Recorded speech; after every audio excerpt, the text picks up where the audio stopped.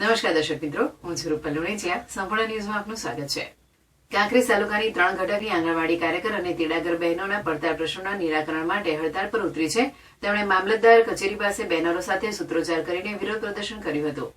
કાર્યકરોની મુખ્ય માંગણીઓના કોર્ટના ચુકાદાનો અમલ, કાર્યકર અને તેડાગરને માનદ વેતનમાંથી મુક્ત કરી વર્ગ 3 અને વર્ગ 4માં સમાવેશ, તેમના મોબાઈલ ફોન પૂરા પાડવાનો સમાવેશ થાય છે. આંગણવાડી કાર્યકરોએ જણાવ્યું હતું કે 2022માં મોબાઈલ આપવાની જાહેરાત કરાઈ હતી, પરંતુ આજ દિન સુધી ફોન મળ્યા નથી. તેમણે પોતાના અંગત મોબાઈલ ફોન પર નવી એપ્સ પર કામ કરવાની ફરજ પાડવામાં આવે છે. તેમણે એવીટી એપને બિનઉપયોગી ગણાવી આ પ્રયોગો બંધ કરવાની અપીલ કરી હતી.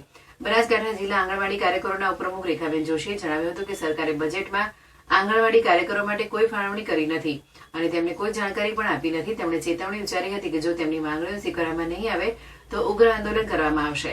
હડતાળ પર ઉતરેલા કાર્યકરોએ કાંકરેજના મામલતદાર ગૌતમભાઈ દરજીને આવેદનપત્ર સુપ્રત કરી ઘટતી કાર્યવાહી કરવા માંગ કરી હતી. ત્યારબાદ તેમણે કાંકરેજ તાલુકા પંચાયત કચેરી ખાતે આઈસીડીએસ સીડીપીઓ રેખાબેન કાપડીને પણ આવેદનપત્ર આપી પ્રશ્નોના નિરાકરણની માંગણી કરી હતી.